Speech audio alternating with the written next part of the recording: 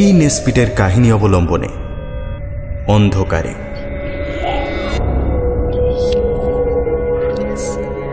কিছু মানুষের কিছু বিশেষ ক্ষমতা থাকে এবং সেই ক্ষমতা নিয়ে তারা হয় ভালো কাজ করেন কিংবা খারাপ কাজ। কিন্তু আমাদের সমাজে ভালো বা খারাপের ধারণা ভীষণ আপেক্ষিক। তাই সেই জটিলতার মধ্যে না গিয়ে আমরা বরং আলোচনা করি সেই বিশেষ ক্ষমতা নিয়ে।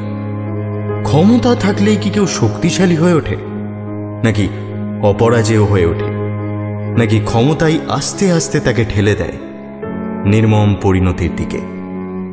এবং সেখানেও সেই পরিণতির শেষ হয় না, পরিণতি আবার নতুন শক্তিশালীকে খুঁজে নেয়।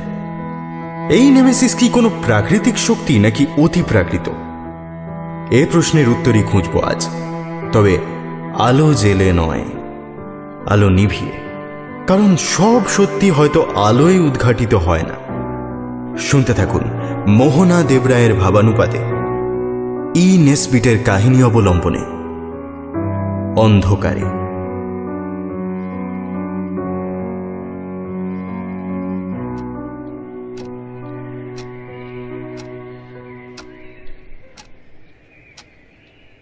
গুড ইভিনিং ম্যাডাম, ভালো আছেন? আরে মিস্টার জর্জে, তা এই পথে পা পড়লো হঠাৎ? অভিনন্দন, অভিনন্দন জানাতে এলাম। কেন অভিনন্দন কেন? বাহ, আমার বেস্ট ফ্রেন্ডের সঙ্গে নতুন জীবন শুরু করতে চলেছেন আপনি, আর আমি অভিনন্দন জানাবো না? ওমা, এসব কথা আপনাকে কে বলল? ওর মুখেই শুনলাম। যাই বলুন, ও কিন্তু সত্যিই আপনাকে খুব ভালোবাসে। এই খবরও আপনার কাছে পৌঁছে গেছে? হ্যাঁ, মানে শেষ অবধি দুজনে সিদ্ধান্তটা নিয়েই ফেললাম আর কি। খুব খুব খুশি হয়েছি আমি আপনাদের দুজনের জন্য, বিশেষ করে সবকিছু জেনেও যখন আপনি এই বিয়েতে মত দিয়েছেন। সবকিছু জেনে বলতে আপনি ঠিক কি জানার কথা বলছেন? ও মা, ব্যাপারটা আপনার কাছে এতটাই তুচ্ছ যে আপনার মনে পর্যন্ত নেই? ও নিশ্চয়ই সবটা বলেছে আপনাকে? হ্যাঁ, ও তবু এতটা নির্বিকার আপনি আপনি আপনি সত্যি আমার মনে অন্যরকম একটা শ্রদ্ধার জন্ম দিচ্ছেন মিস ডার্সি। আপনি কি বলছেন?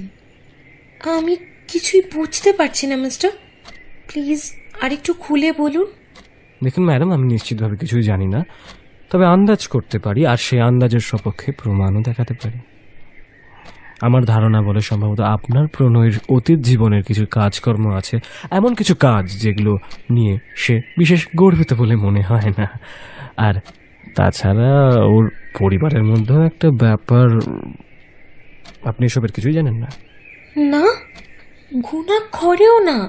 প্লিজ প্লিজ প্লিজ আমায় খুলে বলুন কি ব্যাপার। মুশকিলে ফেললেন ম্যাডাম। এখন এই কথাগুলো আপনাকে বলার পর যদি উল্টোপাল্টা কিছু হয়, আমি যে নিজেকে ক্ষমা করতে পারবো না। আপনাকে আমি শেষবারের মতো অনুরোধ করছি, আপনি যা জানেন আমাকে সবটা খুলে বলুন, প্লিজ প্লিজ। বেশ, তবে ঘন্টাখানেক সময় হবে তো মিস ডার্সি?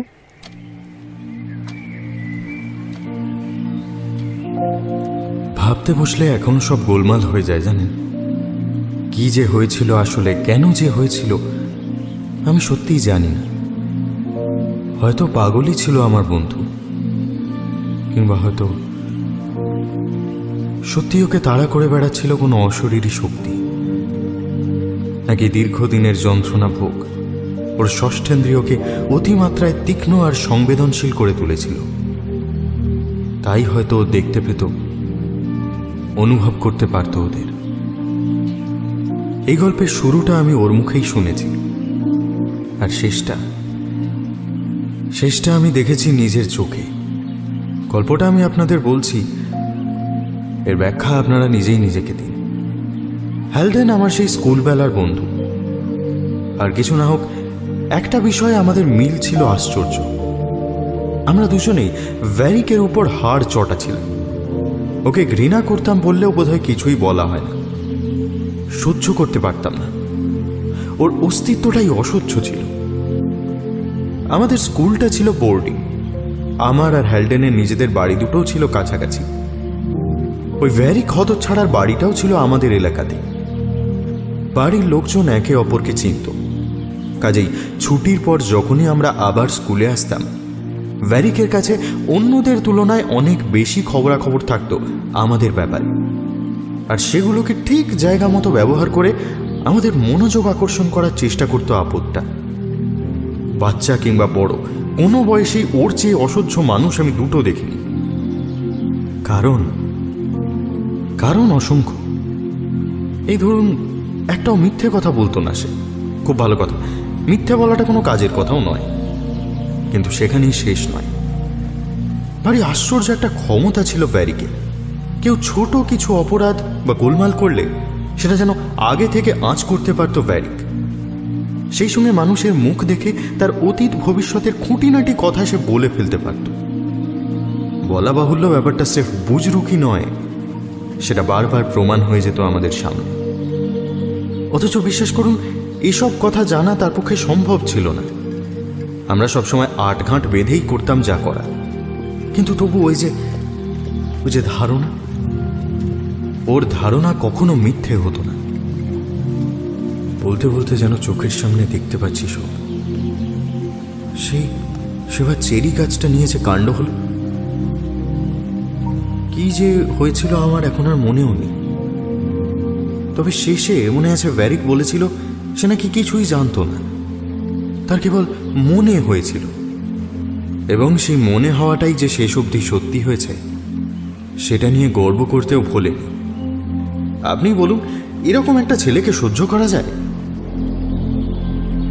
আমি আর হ্যালডেন ক্রমে বড় হয়ে উঠলাম, আর ভ্যারিক বড় হয়েও তার সেই বিরক্তিকর স্বভাব গেল না।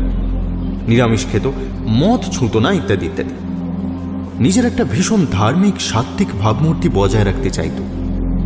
এরকম লোকজন আপনার আশেপাশেও অনেক দেখবেন। বিশ্বাস করুন, চোর ডাকাতের থেকেও বেশি বিপজ্জনক এরা। শুধু সাত্ত্বিক হয়েই সে থামেনি। ভ্যারিক ছিল সবজান্তা সাত্ত্বিক। এমন এমন কথা সে জানত যেটা মানুষ সাধারণভাবে সুস্থ উপায়ে জানতেই পারে না। কিভাবে যেন ও সবকিছু জেনে যেত। এই ব্যাপারটা দিন দিন অসহনীয় হয়ে উঠছিল আমাদের কাছে। একবার অক্সফোর্ডে, তখন আমাদের লাস্ট ইয়ার চলছে, অনেকগুলো কারণে মনটা একদম ভালো ছিল না আমার। একদিন হঠাৎ করে সে এসে ঢুকলো আমাদের ঘরে। আমায় দেখেই গড়গড় করে আমার সম্পর্কে অনেকগুলো কথা বলে দিল। আমি নিজেও জানতাম না অত কিছু, কিন্তু ভেবে দেখলাম কথাগুলো সবই ঠিক। সেই কারণেই সে বছর শীতে ভারতে চলে গিয়েছিলাম আমি। এমনিতেই মন মেজাজ একদম ভালো ছিল না। তারপর ওই জানোয়ারটার সঙ্গে আবার কবে দেখা হয়ে যায়, আবার কবে আমার সম্পর্কে, আমার অবসাদ সম্পর্কে এক ঝুড়ি কথা তার মুখ থেকে শুনতে হয়, এই ভয় আর ইংল্যান্ডে থাকা ঝুঁকি নেই। প্রায় 1 বছর পর দেশে ফিরে হ্যালডেনের সঙ্গে দেখা করার জন্য মনটা উতলা হয়ে উঠল। ভ্যারিকের কথা তখন মনেও আসেনি। এলেও বড়জোর তার মৃত্যু কামনা করতাম আমি। তার থেকে বেশি ভাবনা আমি ওর জন্য খরচ করতে নারাজ। তবে হ্যালডেনকে আমি সত্যিই দেখতে চাইছিলাম। কত দিন দেখিনি ওর হাসি খুশি চেহারাটা। ছেলেটা সত্যিই খুব ভালো, সহজ সরল, প্রাণবন্ত। ওর নীল চোখ দুটোর গভীরে সবসময় যেন এক রাশ প্রাণ শক্তি ফুটছে টকবক করে। হ্যান্ডশেক করার সময় ওর হাতের চওড়া তালুটা স্পর্শ করলেই টের পাওয়া যায় সেই প্রাণের ছোঁয়া। কাজেই ডক থেকে আমি সোজা চললাম গ্রেস ইনের দিকে। ওখানেই থাকে হ্যালডেন। বহুদিন বাদে বন্ধুর সঙ্গে দেখা হওয়ার উৎসাহে রাতিসজ্জে বেশ জোরে জোরেই দরজায় নক করলাম। একটু পরেই খুলে গেল দরজা। ওপাশে যে দাঁড়িয়েছিল তাকে দেখে পুরনো হ্যালডেন বলে চিনতে বেশ কষ্ট হলো আমার। এ কি চেহারা হয়েছে তার! ফ্যাকাশে মুখ, এতটাই ফ্যাকাশে যে দেখে মনে হলো রক্তশূন্যতায় ভুগছে। চোখগুলো কোটরে বসা, ঘোলাটে। একটা হাত শরীরের একপাশে এমনভাবে ঝুলছে যে দেখে মনে হয় সেটা অসাড়। আমাকে দেখে হাসল সে, কিন্তু সেই হাসিতে হ্যালডেন সুলভ প্রাণটা অনুপস্থিত। ঠোঁট দুটো একটু প্রসারিত হলো শুধু।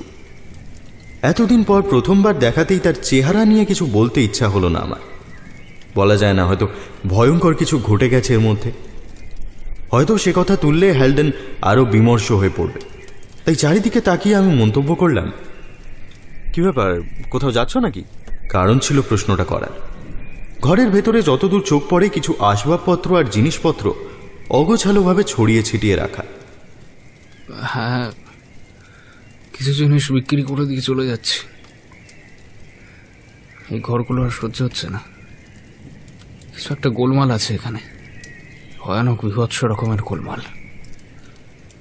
আমি কালই বেরিয়ে যাব। শরতের ধূসর গোধূলি ঘরের কোণাগুলো ছায়ায় ঢেকে দিচ্ছিল আস্তে আস্তে। ওই পশমের জিনিসগুলো তার মানে এসে পৌঁছেছে তোমার কাছে? দড়ি বাঁধা একটা বড় বাক্সের দিকে তাকিয়ে জিজ্ঞেস করলাম। নেহাতি কথাবার্তা চালিয়ে যাওয়ার জন্য করেছিলাম প্রশ্নটা, কারণ উত্তর আমার সামনেই ছিল। ওই বাক্সটা আমিই পাঠিয়েছিলাম ওকে ভারত থেকে। খুব শৌখিন পশম, অনেকগুলো টাকা খসেছিল কিনতে, তবে জিনিসটা একদম খাঁটি। হ্যাঁ, পশম, হ্যাঁ হ্যাঁ হ্যাঁ, ইস, দেখেছো কাণ্ড। আর একটু হলেই ভুলে যাচ্ছিলাম ওগুলোর কথা। বলতে বলতে একটু কাষ্ঠ হাসি হাসলো হ্যালডেন। বুঝলাম তারও আমারই মতো অবস্থা। কি বলবে বা করবে বুঝতে পারছে না। নইলে এই কথাটার মধ্যে হাসার মতো কিছু ছিল না। বন্ধুর জন্য অত সাধ করে কেনা জিনিসগুলোকে এভাবে বাক্সবন্দি হয়ে ছড়িয়ে ছিটিয়ে পড়ে থাকতে দেখে মনটা হঠাৎই খুব খারাপ হয়ে গেল আমার। হ্যালডেন আমার দিকে তাকিয়ে দাঁড়িয়ে আছে চুপচাপ, তার চোখের দৃষ্টি ভাষাহীন। চলো না আমার ওখানে, একটু ডিনার করা যাবে একসঙ্গে। খুব ব্যস্ত আছি বুঝলে। শোনো না, প্লিজ ভুল বোঝো না। তোমায় এতদিন পর পেয়ে যে কি আনন্দ হচ্ছে, কিন্তু এখন এমন একটা এলোমেলো অবস্থা। তুমি প্লিজ ডিনারটা এখানে করে যাও। একটু অর্ডার করে দাও না কিছু একটা। আমি নিজেই যেতাম, কিন্তু দেখতেই তো পাচ্ছ এখানে এমন ফেঁসে আছি। আমি গেলাম, একেবারে খাবার নিয়েই ফিরলাম। ততক্ষণে ফায়ার প্লেসের কাছে কিছুটা জায়গা ফাঁকা করেছে হ্যালডেন। বড় টেবিলটা টেনে সরিয়ে এনেছে সেখানে। মোমবাতির আলোয় আমরা খাওয়া শুরু করলাম। আমি চেষ্টা করছিলাম এ কথা সে কথা বলে ওর মনটা একটু ভালো করতে। বুঝতে পারছিলাম হ্যালডেন নিজেও মনটা ভালো করতেই চাইছে। আমরা কেউই সফল হচ্ছিলাম না। বেশিরভাগ সময়টাই ম্লান ঘোলাটে চোখ দুটো নিয়ে সে স্থিরভাবে আমার দিকে তাকিয়েছিল। মাঝে মাঝে খালি সচকিত দৃষ্টি ফেরাচ্ছিল আমাদের টেবিলকে ঘিরে থাকা এই আলোর চক্রবুহের নাগালের বাইরে, ছায়া ছায়া অন্ধকারের দিকে। ডিনার শেষ হওয়ার পর আমি স্থির দৃষ্টিতে চেয়ে বসেছিলাম হ্যালডেনের দিকে। সে কি যেন একটা হাবিজাবি গল্প করছিল। আমার সেদিকে কান ছিল না। একটু থেমে আমার দিকে জিজ্ঞাসু চোখে তাকালো হ্যালডেন। তো ঘটনাটা কি?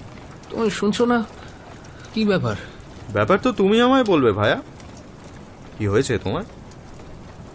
কোনো উত্তর দিল না হ্যালডেন, শুধু অন্ধকারের দিকে সেই রকম একটা চোরা চাউনি ছুঁড়ে দিয়ে আগুনটা একটু উস্কে দিল। ঘরের প্রত্যেকটা কোণা আলোকিত হয়ে উঠল তাতে। তোমাকে প্রচণ্ড বিধ্বস্ত লাগছে। সমস্যা কি জীবনে?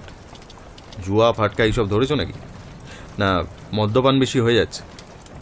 আচ্ছা দাঁড়াও, তোমার কোনো মহিলা ঘটিত ব্যাপার না তো? একেবারে ধসে গেছো ভাই তুমি। শোনো, আমায় না বলো কারণটা ডাক্তারকে কিন্তু বলতেই হবে। সত্যি সত্যি তোমার মতো বন্ধু পাওয়া ভাগ্যের ব্যাপার। হ্যাঁ, আমার মতো এক পিস বন্ধুই তোমার দরকার এখন। তুমি কি ভাবো বলো তো আমার? অন্ধ? হ্যাঁ, স্পষ্ট দেখতে পাচ্ছি কিছু একটা বড় সড়ো গন্ডগোল হয়েছে তোমার। এ হ্যালডেন, সত্যি কথা বলো তো, ড্রাগ টাগ ধরেছো নাকি? মরফিয়া? ওই জন্যই মাথাটা ঠিকঠাক কাজ করছে না। আরে বলো না, আমি গ্যারেন্টি দিচ্ছি একবার বলে ফেললে জিনিসটাকে যত ভয়ানক মনে হচ্ছে ততটা মনে হবে না। সত্যি কাউকে বলতে পারলে ভালো হতো। আর বিশ্বাস করো, কাউকে বলার হলে আমি আগে তোমাকেই বলতাম। তবু এতটুকু আজ পর্যন্ত বলিনি কাউকে। আর কোনো কথা বের করা গেল না হ্যালডেনের কাছ থেকে। আমাকে অনেক করে বলেছিল রাত্রিটা থেকে যেতে, কিন্তু আমার উপায় ছিল না। কিছু চিঠিপত্র আসার কথা ছিল। যখন সিঁড়ি দিয়ে আস্তে আস্তে নেমে আসছিলাম, ওপরের সিঁড়িতে দাঁড়িয়ে মোমবাতির আলোয় আমায় পথ দেখাচ্ছিল সে।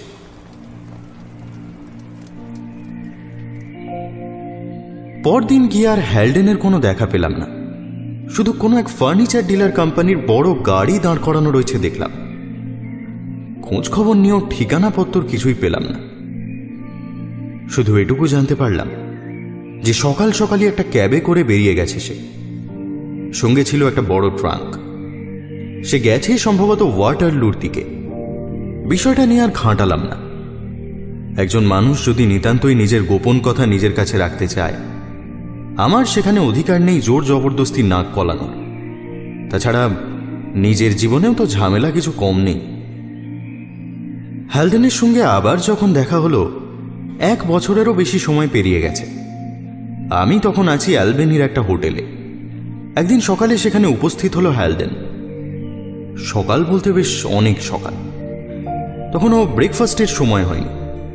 ছেলেটাকে আগের বার বিবর্ণ লেগেছিল আমার, কিন্তু এখন প্রায় ভৌতিক দেখাচ্ছে।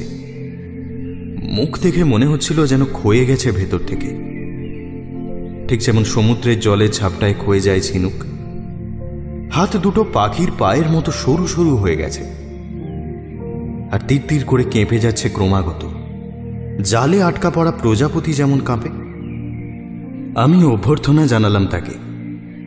জোড়াজুড়ি করে ব্রেকফাস্ট খেতে বসালাম আমার সঙ্গে। তবে কিছু জিজ্ঞেস করলাম না।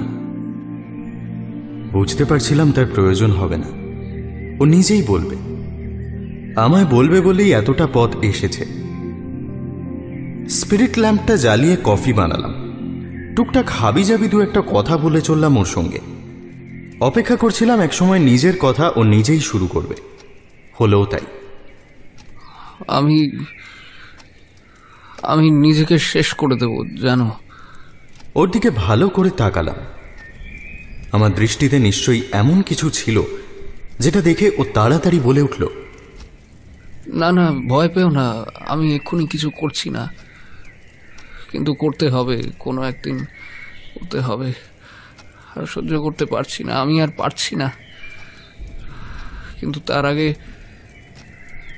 আগে আমি চাই অন্তত একজন মানুষ থাকুক আমি ছাড়া, যে আমার সত্যিটা জানবে।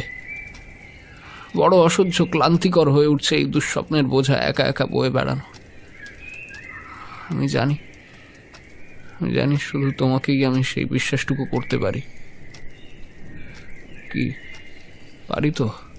কি ব্যাপার আমাকে পরিষ্কার করে বলো তো। শুধু আমাকে একটা কথা দাও তুমি, আমি বেঁচে থাকতে এই পৃথিবীর কারো কাছে তুমি এই বিষয়ে মুখ খুলবে না।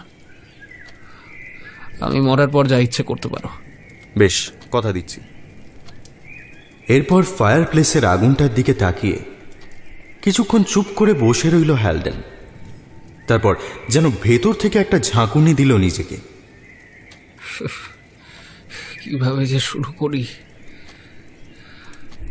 আচ্ছা, তোমার জর্জ ভ্যারিককে মনে আছে? সেই যে আমাদের স্কুলে পড়তো, সেই জানোয়ারটা। হ্যাঁ, আছে বই কি। দেশে ফেরার পর আর তার কোনো খোঁজ পাইনি। শুনলাম তো কোনো এক নরখাদকদের দ্বীপে নিরামিষ সাহারের উপদেশ বিলি করছে। যাই হোক, চোখের সামনে নেই, সেটাই আসল কথা। ও শালা চুলোয় যা। হ্যাঁ, ঠিকই বলেছ, চোখের সামনে নেই। তবে সে কোথাও জ্ঞান বা ধর্ম প্রচার করতে যায়নি। ঘটনা হচ্ছে ভ্যারিক আর বেঁচে নেই। বেঁচে নেই? না, বেঁচে নেই। যদিও এখনো লোকজন সেটা জানে না। কিভাবে মরল আমি জিজ্ঞেস করলাম। অবশ্য তাতে আমার খুব একটা যায় আসে না। শয়তানটা মরেছে, এই খবরটাই যথেষ্ট। তুমি তো জানো কিরকম নাক গলানো স্বভাব ছিল ওর। সব কিছু জানতো, গোপন থেকে গোপনতর কথা, সমস্ত খুঁটিনাটি সব। সেরকমই আমার আর আরেকজনের মাঝে নাক গলিয়েছিল। তাকে একরাশ মিথ্যে কথা বলেছিল আমার নামে। শার্লেটের কাছে, তাই তো? হ্যাঁ,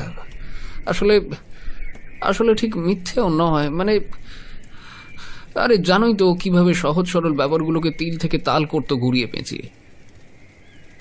কিন্তু শার্লট তো জানতো না,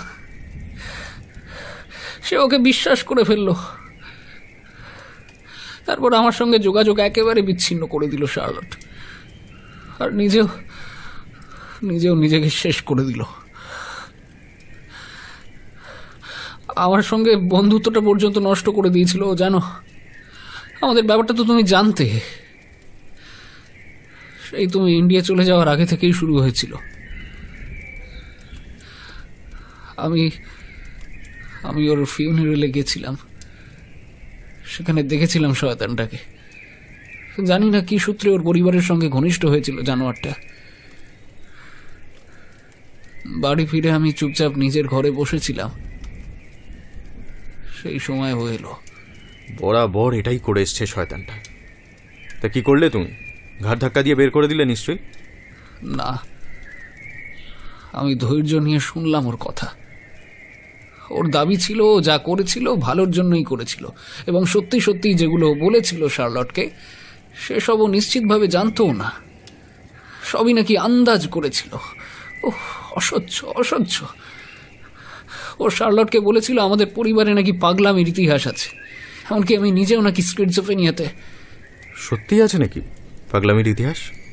থাকলেও অন্তত আমি জানি না, অথচ ও জানতে পেরেছে কিভাবে? না স্রেফ ভাবো একবার তুমি। হ্যাঁ, তুমি কি করলে? আমি বললাম পাগলামির ইতিহাস আজ অব্দি ছিল না, কিন্তু এখন থেকে থাকবে বলে ওর গলাটা চেপে ধরলাম। আমি জানি না আমি সত্যি সত্যি ওকে খুন করতে চেয়েছিলাম কিনা, নিশ্চয়ই চেয়েই ছিলাম। ছটফট করতে করতে কিছুক্ষণ পরেই আমার হাতের মধ্যে নিষ্প্রাণ হয়ে গেল ওর দেহটা।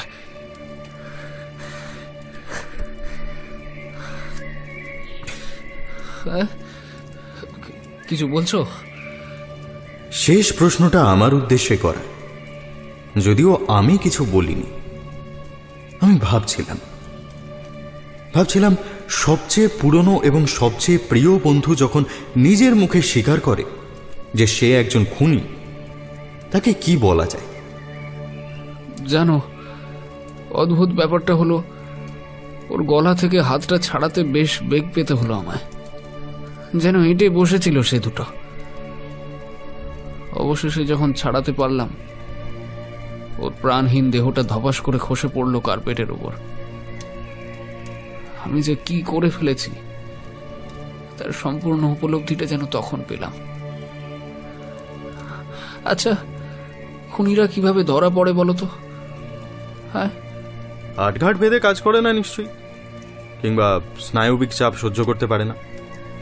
কিন্তু আমার ক্ষেত্রে কোনোটাই হয়নি জানো তো। খুনটা করার পরও আমি আশ্চর্য রকমের শান্ত ছিলাম। আমি জানতাম কেউ আমায় ধরতে পারবে না। চেয়ারে চুপ করে বসে মনে মনে পুরো ছকটা কষলাম আমি। প্রথমত, খুনটাতে কোথাও একটুও রক্ত পড়েনি, খালি ওর ঠোঁটের কোনায় একটুখানি লেগেছিল, তাই সেই থেকে বিশেষ চিন্তা নেই। তাছাড়া ওর সত্যি সত্যি সেদিন রওনা দেওয়ার কথা ছিল একটা দ্বীপের উদ্দেশ্যে। আমায় বলেছিল যে সকলের কাছ থেকে বিদায় নিয়েই এসেছে। সাংবাদিকদের হাত এড়ানোর জন্য নিজের নামে কখনো ঘুরতে যেত না, কাজেই জাহাজের কেবিনটাও অন্য নামেই বুক করা ছিল। সেই অচেনা ভদ্রলোকের জিনিসপত্র সহ কেবিন যদি ফাঁকাই যাত্রা করে, তাতেও কারো মাথা ঘামানোর মতো কিছু ছিল না। সেই ব্যক্তি যে জর্জ ভ্যারিক, সে কথা কেউ স্বপ্নেও ভাববে না। কাজেই আমার চাপ কিছু ছিল না, শুধু ওই মৃতদেহটাকে সরিয়ে ফেলা ছাড়া। বাকি রাতটুকু আমি সেই কাজেই ব্যস্ত রইলাম। হ্যাঁ, কিন্তু কোথায় সরালে দেহটা? না হে, যদিও তোমার প্রতি আমার বিশ্বাসের কমতি নেই, কিন্তু এইটুকু আমি তোমার থেকে গোপন করে যাব না। তুমি কাউকে বলে দেবে আমি বলছি না, কিন্তু বলা যায় না। যদি যদি তুমি ঘুমের মধ্যে কথা বলো কিংবা জ্বরের বিকারে ভুল বকো, ব্যাপারটা বুঝতে পারছো তো? দেহটা কোথায় আছে সেটুকু কেউ না জানা অবধি আমি সম্পূর্ণ নিরাপদ, কারণ আর কিছুই তুমি প্রমাণ করতে পারবে না। মানে এটা তো আমার পাগলামির প্রলাপও হতে পারে, তাই না? বুঝতে আমি সবই পারছিলাম, আর কষ্টে বুকের ভেতরটা মোচড় দিয়ে উঠছিল আমার। আমি বিশ্বাস করি না ভ্যারিককে ও সত্যি সত্যি খুন করেছে বলে। খুন করার মতো মানুষ হ্যালডেন নয়। বুঝেছি ভাই, সবই বুঝেছি। শোনো, তোমার এখন যেটা দরকার সেটা হচ্ছে একটু হাওয়া বদল। আমি বলি কি, চলো দুজনে ঘুরে আসি কোথাও। একবার বেড়াতে চলে গেলে জীবনের সব সমস্যাকে তুচ্ছ মনে হবে, ওই শয়তানটার কথাও আর মনে থাকবে না। সত্যি সত্যি তুমি আমাকে খুনি বলে ঘৃণা করো না উইনস্টন? উফ, তোমার মতো কেন সকলে হয় না বলো তো? ইস ইস, যদি সেবারই তোমায় বলে দিতাম। কিন্তু এখন অনেক দেরি হয়ে গেছে, অনেক দেরি হয়ে গেছে এখন। আমি আর এটা বলার সাহস পেলাম না যে তাকে আমি খুনি বলে ঘৃণা করি না, কারণ তাকে আমি খুনি বলে বিশ্বাসই করি না। তার বদলে বললাম, দেরি? আরে কিসের দেরি? না, ঝটপট জিনিসপত্র গুছিয়ে নাও, আজ রাতেই আমরা বেরিয়ে পড়বো, যেদিকে দু চোখ যায়। যেদিকে দু চোখ যায়, হ্যাঁ, সেখানেই শেষ পর্যন্ত চলে যেতে হবে আমায়। আমার গল্পের বাকিটা শোনো, আগে শোনো আমার সঙ্গে কি হচ্ছে, তারপর ভেবে দেখো আমার সঙ্গে তুমি কোথাও বেড়াতে যেতে চাও কিনা। মানে তুমি তো বললে কি হচ্ছে তোমার সঙ্গে। একেবারেই না, আমি বলেছি ভ্যারিকের সঙ্গে কি হয়েছে। আমার সঙ্গে কি হচ্ছে সেই বিষয়ে একটা শব্দও আমি এখনো বলিনি তোমায়। আচ্ছা, আমি কি তোমাকে এইমাত্র বললাম মরার ঠিক আগে ও আমাকে কি বলেছিল? ও বলেছিল, এই মৃতদেহটা তুমি কখনোই লুকিয়ে ফেলতে পারবে না, আর তাছাড়া ক্রোধ একটা রিপু পরিহার করো। কথাটা নিয়ে আমি তখন একটু ভেবেছিলাম, কিন্তু তারপর সম্পূর্ণ ভুলে যাই। বডিটা তো আমি ঠিকঠাকভাবেই লুকিয়ে ফেলতে পেরেছিলাম, তাই আর ওটা নিয়ে ভাবা প্রয়োজন মনে করিনি। তারপর প্রায় 1 বছর কেটে যায় এইভাবে। একদিন আমি আমার আরামকেদারায় বসেছিলাম, হঠাৎ ঘটনা ঠিক কতদিন হয়েছে জানতে ইচ্ছে হলো। আমি পকেটে একটা ছোট ক্যালেন্ডার রাখি সব সময়, সেটা বের করে উল্টোতে লাগলাম। তারপর নিজের মনেই বললাম, তোমার বডিটা তো লুকোতে আমাকে বিশেষ বেগ পেতে হয়নি বাচ্চাধন। তারপর পিছন ফিরে কার্পেটের দিকে তাকাতেই চমকে উঠলাম, চিৎকারও করে উঠেছিলাম বোধহয়। যা দেখলাম উইনস্টন, আমি তোমাকে বলতে পারবো না। শেষ কথাগুলো বেশ জোরের উপর বলেছিল হ্যালডেন। আমার চাকরটা দরজা ঠেলে মুখ বাড়িয়ে জিজ্ঞেস করলো আমি ডাকছি কিনা। আমি তাড়াতাড়ি তাকে একটা হাতে লেখা নোট দিয়ে সেটা ব্যাংকে জমা দিয়ে উত্তরের জন্য অপেক্ষা করতে বলে বিদায় করলাম। সে চলে গেলে হ্যালডেন বলল, কোথায় ছিলাম যেন? তুমি বলছিলে ক্যালেন্ডার থেকে চোখ তুলে মেঝের দিকে তাকিয়ে তুমি কিছু একটা দেখলে। ও হ্যাঁ, তেমন কিছুই নয়। বছরখানেক আগে যে লোকটাকে আমি খুন করেছিলাম, কার্পেটের ওপর পড়েছিল তারই মৃতদেহটা আমার চোখের সামনে। জিভ বেরিয়ে প্রায় মেঝের ওপর ঝুলে এসেছে, চোখ দুটো যেন বেরিয়ে আসবে কোটর থেকে, যেন আমার দিকেই চেয়ে হাসছে। না না উইনস্টন, এর ব্যাখ্যা দেওয়ার চেষ্টা করো না, তাহলে কিন্তু আমি নিজেকে সামলাতে পারবো না। 1 মিনিট আগেও মেঝের ওই জায়গাটা সম্পূর্ণ খালি ছিল। হ্যাঁ, কিন্তু ব্যাপারটা তো হ্যালুসিনেশনও। আমি জানতাম তুমি এটাই বলবে, কিন্তু তারও একটা সীমা হয় উইনস্টন।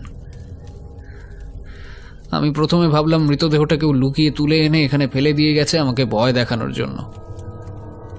কাজেই সেটা যেখানে লুকিয়েছিলাম সেখানে গেলাম, আবার এই বডিটা নিয়েই গেলাম। না, 1 বছর আগের মৃতদেহটা সেখানে যথারীতি রাখা রয়েছে, এবং এই মুহূর্তে আমার চোখের সামনে ভ্যারিকের 2টো মৃতদেহ। এটা স্রেফ হাস্যকর শোনাচ্ছে ভাই। একেবারেই একেবারেই। আমার নিজেরও সেটা মনে হয় জানো, বিশেষ করে মাঝরাতে অন্ধকারের মধ্যে যখন এইসব ভাবতে ভাবতে ঘুম ভেঙে জেগে উঠি, আমি প্রাণপণে প্রার্থনা করি যেন আমাকে অন্ধকারের মধ্যে মরতে না হয়। কেন আমার মনে হচ্ছে আমাকে আত্মহত্যাই করতে হবে জানো? কারণ তাহলে অন্তত এইটুকু নিশ্চিত থাকতে পারবো যে অন্ধকারের মধ্যে আমি মরছি না। অন্ধকারের মধ্যে কিছুতেই আমি মরতে পারবো না, বুঝছেন? কিছুতেই না। ও ব্যাপার তার মানে এইটুকুই, তাই তো? না, ও আবার এসেছিল। আমি ট্রেনে করে যাচ্ছিলাম, একটু তন্দ্রা মতো এসে গিয়েছিল। ঘুম যখন ভাঙলো, ঠিক আমার উল্টো দিকের সিটে বসেছিল। সেই বিস্ফারিত চোখ, যেন এক্ষুনি গলা টিপে খুন করা হয়েছে। জিভটা বাইরে বেরিয়ে ঝুলছে, চোখের পাশেও রক্ত। ট্রেনটা ফাঁকা ছিল। রেড হিলের মধ্যে একটা টানেলে ঢুকতেই আমি কোনো রকমে ওর দেহটা তুলে নিয়ে দরজা দিয়ে ছুঁড়ে ফেলে দিয়েছিলাম। কিন্তু উইনস্টন, যদি আর একবার এরকম ঘটনা ঘটে, আমি নিজেও ঝাঁপ দেবো ওই দরজা থেকে। মৃত্যুর ওপারে আর যাই থাক না কেন, এরকম যন্ত্রণা নেই। এগুলো অন্তত এখানে ছেড়ে যেতে পারি আমরা। তোমার মনে হচ্ছে না আমি পাগল? হ্যাঁ, বিশ্বাস করো উইনস্টন, আমি তোমাকে বোঝাতে পারছি না। ও বলেছিল ওর দেহটা আমি কিছুতেই লুকোতে পারবো না, বলেছিল। আমি পারছিও না। ও জানতো, ও সব আগের থেকেই জানতো। ওর জানার কথা নয় এমন সমস্ত কথাও জেনে বসে থাকতো। কিন্তু ওকে আর সুযোগ দেব না, আমি আর দেব না। এবার আমি আমার তুরুপের তাস খেলবো উইনস্টন। বিশ্বাস করো, বিশ্বাস করো উইনস্টন, আমি পাগল নই। ভাইয়া, আমি মোটেই তোমাকে পাগল বলে ভাবছি না, কেবল তোমার নার্ভের ওপর একটু চাপ যাচ্ছে। মিথ্যে বলবো না, আমারও যাচ্ছে। আমি কেন ইন্ডিয়া চলে গিয়েছিলাম জানো? তোমাকে আর তাকে একসঙ্গে সুখী থাকতে দেখতে চেয়েছিলাম আমি, তবে দূর থেকে। কাছ থেকে সেটা দেখার ক্ষমতা আমার ছিল না। ফিরে আসার পর জানলাম সে আর নেই, আর তোমার এই অবস্থা। যাকে ওসব বাদ দাও, চলো আমরা কোথা থেকে ঘুরে আসি। কথাবার্তা বলার জন্য আমি তোমার সঙ্গে থাকলে তোমার উত্তপ্ত মগজে এইসব হাবিজাবি কল্পনা করতে পারবে না। ও তোমাকে পছন্দ করতো? হ্যাঁ, পছন্দ তো করতোই। আমরা বেরিয়ে পড়লাম। আমার মনে এক রাশ আশা, আমার প্রিয় বন্ধুকে সুস্থ করে বাড়ি নিয়ে ফিরল। এত হাসি খুশি প্রাণবন্ত একটা ছেলে হঠাৎ বরাবরের জন্য পাগল হয়ে যেতে পারে, সেটা আমি কিছুতেই বিশ্বাস করতে পারছিলাম না। হয়তো আমার নিজের ঘেঁটে থাকা মানসিক অবস্থাও খানিকটা দায়ী ছিল এর জন্য। যেটা খুব সহজেই চোখে পড়ার কথা, সেটা দেখতে পাচ্ছিলাম না আমি। তবু আমাদের বন্ধুত্বের পুরনো দিনগুলোয় ফিরে যেতে পেরে ভীষণ ভালো লাগছিল। হ্যালডেনও মনে হলো আস্তে আস্তে সুস্থ হয়ে উঠছে। এইভাবে 1 মাস 2 মাস কাটল। মাঝে মধ্যে শার্লটের কথাও মনে পড়তো আমার। সে হ্যালডেনকে ভালোবাসত আর আমায় পছন্দ করত। এসব ভাবতে ভাবতে একটা মন খারাপ মেশানো আনন্দ হতো। ভ্যারিককে নিয়ে এই কদিনে কোনো আলোচনা হয়নি আমাদের মধ্যে। আমার বিশ্বাস ছিল হ্যালডেন আস্তে আস্তে ভুলে যাচ্ছে তাকে। দুঃখে যন্ত্রণায় মানসিক ভারসাম্য হারানোর দিকে পা বাড়িয়েছিল সে। তার সমস্ত রাগ, ঘৃণা, ভয়, অপরাধবোধ কেন্দ্রীভূত হয়ে সেই মানুষটা চেহারা নিত যার জন্য সে সব হারিয়েছে। কিন্তু এখন সে আবার সুস্থ হচ্ছিল। 3টে মাস আমরা যেন কিশোর বেলার মতো আনন্দে কাটালাম। অবশেষে ঘুরতে ঘুরতে বেলজিয়ামের বার্জেসে এসে পৌঁছালাম আমরা। তখন একটা এক্সিবিশন চলছিল সেখানে, ফলে লোক গিজগিজ করছিল। অনেক খোঁজাখুঁজি করে অনেক জায়গায় বিফল মনোরথ হয়ে অবশেষে গ্রান্ডে ভিনে বলে একটা হোটেলে একটা ঘর পেলাম আমরা। সে ঘরে একটাই বিছানা, কে সেটা দখল করবে সেই নিয়ে আমরা টস করলাম। টসে হেরে আমার জায়গা হলো আরাম কেদারায়, আর হ্যালডেন পেল বিছানাটা। লেপ কম্বল যা ছিল আমরা অবশ্য নিজেদের মধ্যে ভাগাভাগি করে নিলাম। সেদিন সন্ধেটা আমরা একটা ক্যাফেতে গান শুনে কাটালাম। রাতের দিকে গেলাম একটা বারে। সেখান থেকে বেরিয়ে যখন হোটেলের দিকে পা বাড়ালাম, রাত বেশ গভীর হয়েছে। ঢুকতে ঢুকতে আমরা নানান বিষয়ে কথা বলছিলাম। এই শহর, চার্চ, ভেনিসের রাস্তার মতো জলের ক্যানেল, এইরকমই উদ্দেশ্যহীন টুকরো টুকরো কথাবার্তা। কথা বলতে বলতেই কেয়ারটেকারের ঘরে ঝোলানো পেরেক থেকে আমাদের ঘরের চাবিটা নিয়ে আমরা সিঁড়ি ভাঙতে লাগলাম। দুজনেই বেজায় ক্লান্ত, তাই ঘরে ঢুকেই শুয়ে পড়া তোড়জোড় করতে বিশেষ সময় লাগলো না। হ্যালডেন শুয়ে পড়ল বিছানায়, আর আমি আমার ভাগের কম্বলটাকে নিজের গায়ে আষ্টে পৃষ্ঠে জড়িয়ে একটা গুটি পোকার আকার নিলাম। আরাম কেদারায় রাত্রিযাপন মোটেই খুব একটা স্বাচ্ছন্দ্যের বিষয় নয়, তবুও এত ক্লান্ত ছিলাম যে সেভাবে কিছু মালুম হলো না। ঘুমিয়েই পড়েছিলাম, আচমকা ঘুম ভাঙল হ্যালডেনের ডাকে। উইনস্টন, উইনস্টন, জেগে আছো? না, গভীর ঘুমে ঢলে পড়েছি। কি ব্যাপার? উইনস্টন, আমি আমার সমস্ত জিনিস তোমার নামে উইল করে দিয়েছি। আমার মৃত্যুর পর সব তোমার হবে। আমি জানি তুমি সব দিকটা সামলে নেবে। উইনস্টন, বিলক্ষণ। এটা নিয়ে আমরা কাল কথা বলি, ঠিক আছে? হ্যালডেন তারপরেও কিছু বলার চেষ্টা করছিল, আমার মতো বন্ধু পেয়ে সে নিজেকে কতটা সৌভাগ্যবান মনে করে, ইত্যাদি ইত্যাদি। আমি কোনো রকমে তাকে চুপ করে ঘুমিয়ে পড়তে বললাম, কিন্তু ঘুমানোর ইচ্ছে তার বিশেষ ছিল না। সম্ভবত কোনো এক ধরনের অস্বস্তিতে ভুগছিল সে। উইনস্টন, আমার গলাটা না শিরিষ কাগজের মতো শুকিয়ে গেছে, আর এই ঘরে এক ফোঁটা জলও নেই। ওই জগে যেটা আছে সেটা এত ঘোলা যে মুখে তোলার কথা ভাবাও যায় না। উইনস্টন, শুনছো? বুঝলাম শান্তির ঘুম আমার কপালে নেই আজ। বিরক্তিটা কোনো রকমে চেপে রেখে বললাম, তা যাও না, উঠে একটা মোমবাতি জ্বেলে একটু জল নিয়ে এসো না হয়। আর হ্যালডেন, দোহাই তোমার, আমার একটু ঘুমোতে দাও। না না না না উইনস্টন, তুমি একটু মোমবাতিটা জ্বেলে দাও প্লিজ। আমি অন্ধকারে বিছানা থেকে নামবো না। যদি কিছুতে পা পড়ে। বিছানায় ওঠার সময় মেঝেতে কিছু ছিল না, কিন্তু এখন রয়েছে। এখন এমন কিছুর উপর যদি পা পড়ে আমার। কি যন্ত্রণা! প্রায় অভিসম্পাতের সুরে কথাটা বলে আমি উঠে মোমবাতি জ্বাললাম। দেখলাম বিছানায় উঠে বসেছে হ্যালডেন। হ্যাঁ, এইবার ঠিক আছে, এবার ঠিক আছে।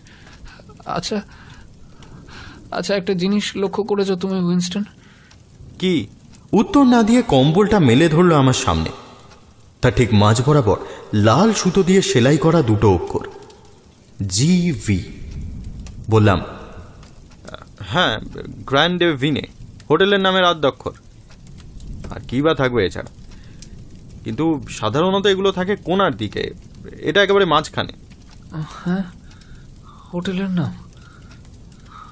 হ্যাঁ হ্যাঁ, নিশ্চয়ই তাই হবে, তাই হবে। আচ্ছা উইনস্টন, তুমি একটু নিচে যাবে আমার সঙ্গে? তাহলে আমিই যাচ্ছি, তোমার আর যাওয়ার কি দরকার? না না না, আমি অন্ধকারে একা থাকতে পারবো না উইনস্টন। চলো না, দুজনেই যাই। হ্যাঁ ঠিক আছে, চলো।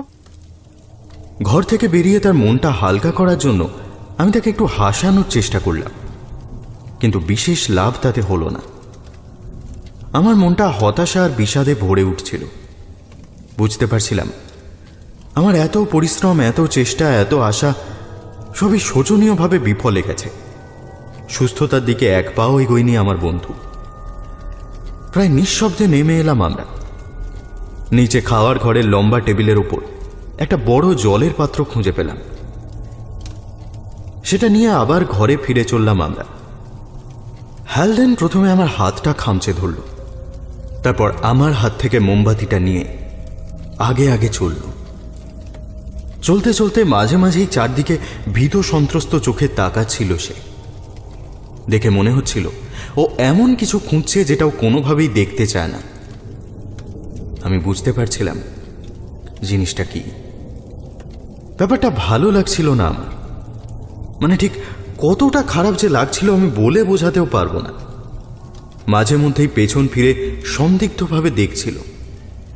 ভারত থেকে ফেরার পর প্রথম দিনও এরকমই উদ্ভ্রান্ত দৃষ্টি আমি দেখেছিলাম ওর চোখে। ব্যাপারটা আমার স্নায়ুর উপর বেশ চাপ সৃষ্টি করছিল। ঘরে ফেরার রাস্তা খুঁজে পেতে বেশ বেগ পেতে হলো আমাদের। হ্যালডেন যখন আস্তে আস্তে দরজাটা খুলছে, আমার মনে হচ্ছিল ঘরের ভেতর কার্পেটের ওপর একটা মৃতদেহ পড়ে থাকলেও থাকতে পারে। হ্যালডেন সংক্রমিত করছিল আমায়।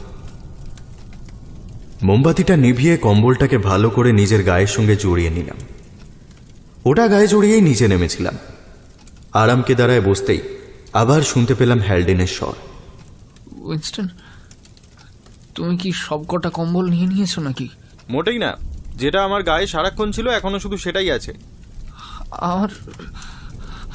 আমার কম্বলটা তাহলে খুঁজে পাচ্ছি না কেন? কি শীত করছে, খুব শীত করছে।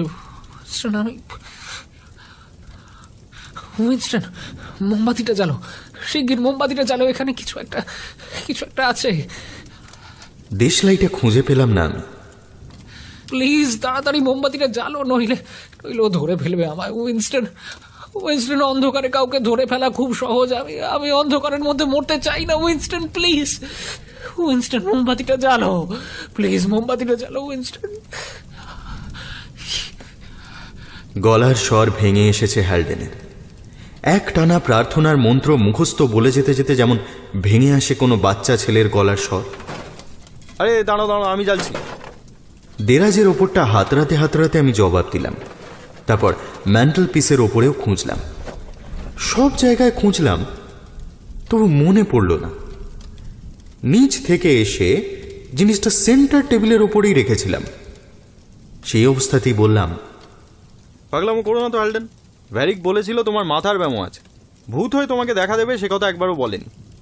যদি ভ্যারিক ভালো ভবিষ্যৎ বক্তা হয়ে থাকে তাহলে তার ভূত হয়ে আসা এখানে সম্ভব নয়। বরং এখন আমার মনে হচ্ছে তোমার মাথার গোলমালটাই। যাকে কিছু হবে না তোমার, আমি আলোটা জ্বালছি এক্ষুনি, দাঁড়াও। ঠান্ডা, খুব ঠান্ডা, খুব ঠান্ডা।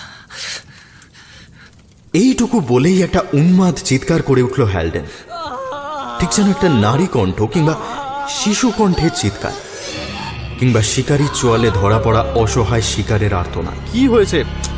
একটু শান্ত হতো। হয়েছেটা কি? হঠাৎ একটা পিন পড়া নিস্তব্ধতা গ্রাস করল ঘরটা। তারপর খুব আস্তে আস্তে প্রায় গোঁ গোঁ করে বলে উঠল হ্যালডেন, যেন গলায় কিছু জড়িয়ে গেছে ওর।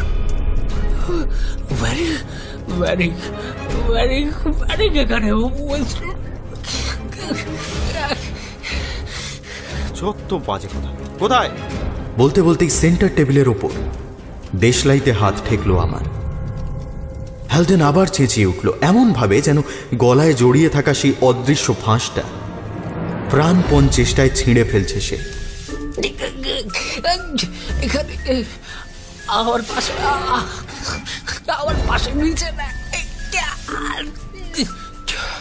তারপরই সব চুপচাপ।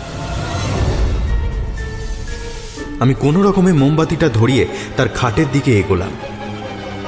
কুঁকড়ে ছোট্ট হয়ে খাটের এক প্রান্তে পড়েছিল হ্যালডেন, আর তার থেকে একটু দূরে খাটের ওপর টান টান হয়ে পড়েছিল একটা ঠান্ডা ফ্যাকাশে মৃতদেহ।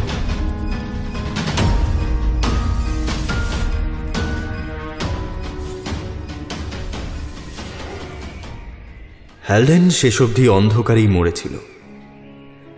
ব্যাপারটা আদতে খুবই সহজ। আমরা ভুল ঘরে ঢুকে পড়েছিলাম। ওই ঘরটা যে ভদ্রলোক ভাড়া নিয়েছিলেন তিনি ফ্রেঞ্চ, নাম ফিলিক্স লেব্লাঁ। ভদ্রলোক একটা ফরাসি প্রসাধন প্রস্তুতকারী সংস্থার সেলসম্যান ছিলেন। ঘরটার ভাড়া মিটিয়ে দিয়েছিলেন তিনি, এবং সেদিন সকালবেলা ওই বিছানায় শুয়েই সম্ভবত হার্ট অ্যাটাকে মারা যান। পরে ইংল্যান্ডে ফিরে আমি কিছু খোঁজ খবর করেছিলাম। তার থেকেই জানতে পারি রেড হিলের একটা টানেলের মধ্যে একজন ফেরিওয়ালার মৃতদেহ পাওয়া গিয়েছিল কয়েকদিন আগে। ব্যবসায় মন্দা চলছিল বলে লোকটা মিউরিটিক অ্যাসিড খেয়ে আত্মহত্যা করে। বোতলটাও নাকি তার হাতেই ধরা ছিল। কদিন আগে নিজের বলা কথাটাই মনে পড়ে গেল। ভ্যারিক বলেছিল তোমার মাথার ব্যামো আছে, ভূত হয়ে তোমাকে দেখা দেবে, সে কথা একবারও বলে।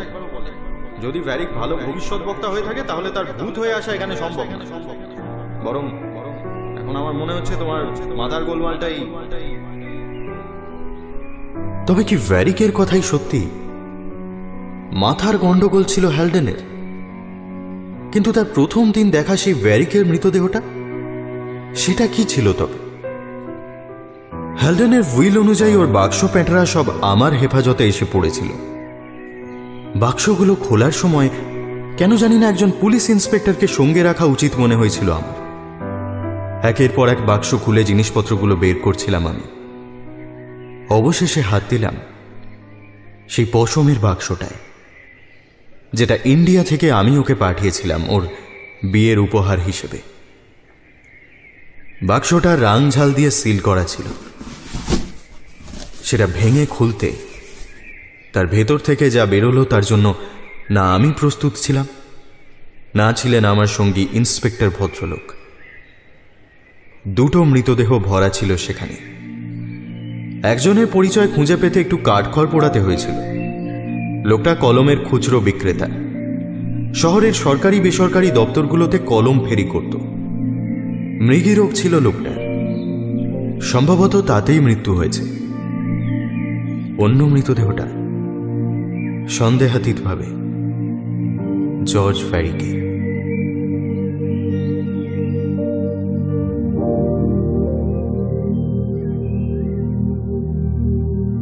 লৌকিক হোক বা অলৌকিক, পৃথিবীর সমস্ত হিসেব কোথাও না কোথাও কোনো না কোনোভাবে মিলে যায়।